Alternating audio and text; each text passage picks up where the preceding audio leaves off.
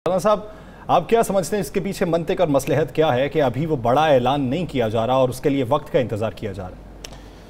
यासर खान साहब, मैंने कहा था इससे पहले ऐलान कर देंगे और जो भी उनकी फ़ाइनल हिकमत अमली होगी।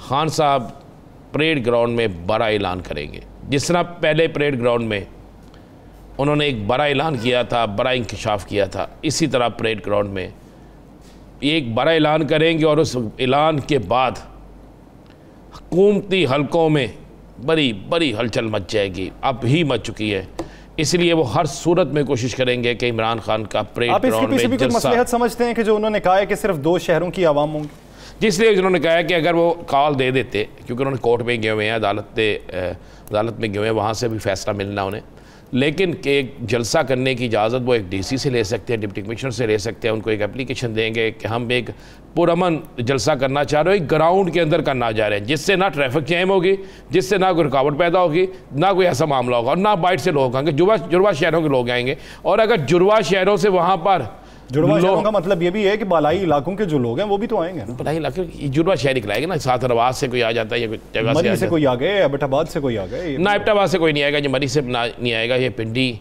और इस्लामाबाद, रवात, ये जो है करीब करीब यहाँ से लोग आएंगे, जो इन्होंने फैसला किया जहाँ तक मेरी इत्तला है।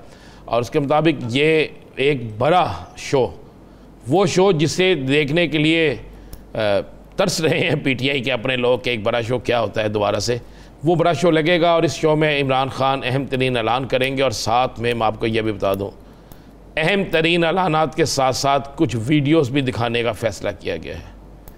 उन वीडियोस में क्या चीज़ होगी, ये वो वीडियोस नहीं होगी जो मुस्लिम लीग नून दिखाती थी, मैं आपको ये भी बता दूँ, वो वीडियोस नहीं होंगी, लेकिन ये वो वीडियोस होंगे जिसमें बड़े अहम तरीन इंकशाफात होंगे। उसके हवाले से तैयारी मुकम्मल हो चुकी है और इस पर जो लोग काम कर रहे थे उन्होंने बहुत सी चीज़ें इकट्ठी कर ली हैं। लेकिन मैं आपको एक बड़ी ख़बर दूँ, हुकूमत किसी सूरत में भी उन्हें जलसा नहीं करने देगी। आज के दिन तक तो यही तय है, आज के दिन तक ये तय है कि इमरान खान को किसी सूरत में वहाँ जलसा ना करने दिया जाए, क्योंकि एक खौफ की फ़ज़ा है और ये खौफ की फ़ज़ा हुक्मरानों के अंदर है। उन्हें पता है कि अगर इमरान खान ने वहाँ जलसा कर लिया और 2 से 3 लाख अफराद को वहाँ इकट्ठा कर लिया तो उसके बाद किसी भी सूरत में इमरान खान को नहीं रोका जा सकता।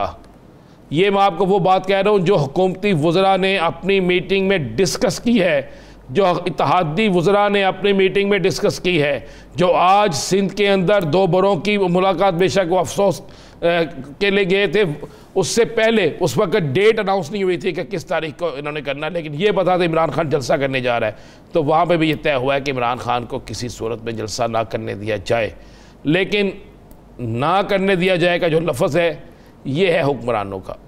अगर इमरान खान को जलसा करने दिया जाता है तो फिर अब ये भी ज़हन में रखिएगा कि हुक्मरानों की ख्वाहिशात जो हैं उनको रद्द करके इमरान खान को इजाज़त दी जाएगी और इमरान खान साहब को इजाज़त जो मिलेगी फिर वो जलसा भी आप देख लेंगे कि 2 शहरों का जलसा पूरे पाकिस्तान के जलसों से बड़ा जलसा होगा। और उस दिन लाहौर, फैसलाबाद समेत जितने शहर हैं, मुल्तान जो मेन शहर हैं, वहाँ पर भी अब ज़रा आप मजमा देख लीजिएगा क्या होगा। खान साहब ने इस हवाले से बड़ी हिकमत अमली से सब कुछ तय किया है और जब परेड ग्राउंड में जलसे में वो साबित कर देंगे कि मेरे साथ 2 जुड़वा शहरों से इतने लोग हैं और जब मैं पूरे पाकिस्तान से कॉल दूंगा तो कितने लोग होंगे, तो उसके बाद बहुत से लोगों की राय तब्दील होना शुरू हो जाएगी। राय किन की तब्दील होगी आप भी समझते हैं, मैं भी समझता हूँ।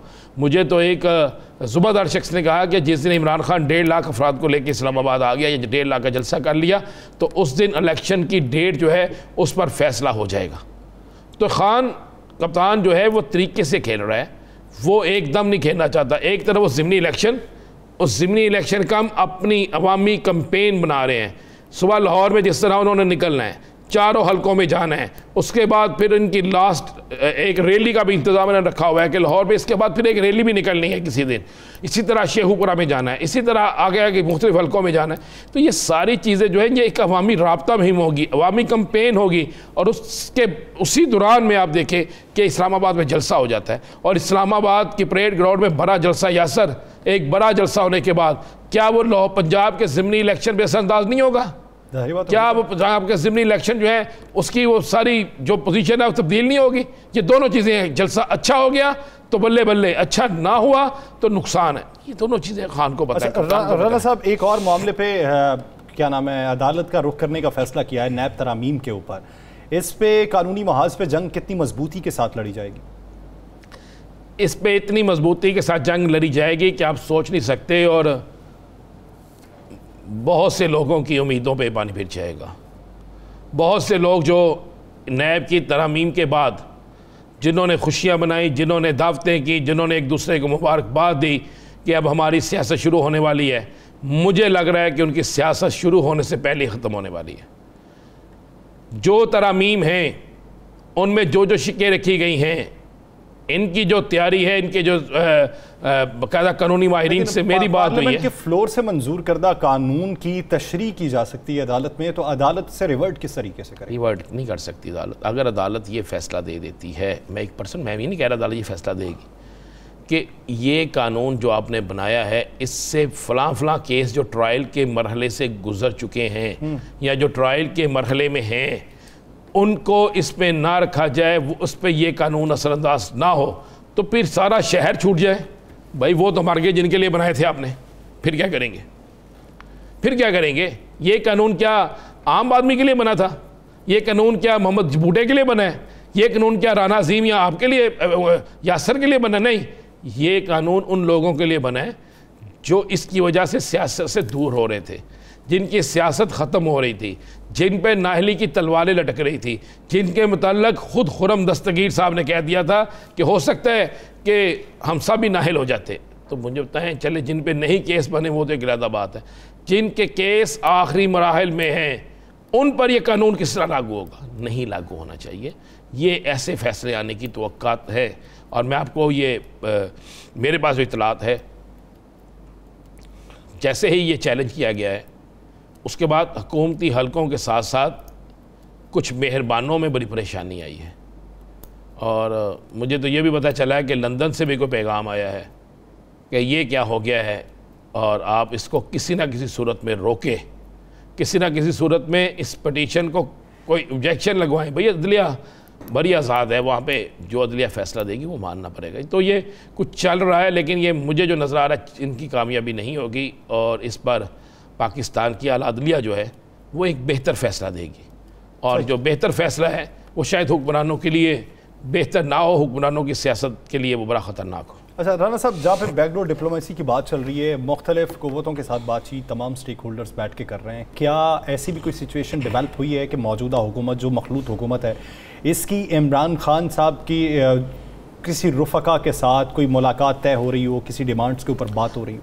नहीं, मेरे पास तो ये इतला है कि हुकूमत में शामिल कुछ लोगों ने तहरीक इंसाफ के कुछ रहनुमाओं से फैसिलिटेटर कोई ना कोई तो हो बात की थी, लेकिन वहाँ से वाज़े तौर पे जवाब आया कि आपके इख्तियार में कुछ नहीं है, इसलिए हम आपसे कोई बात नहीं कर सकते।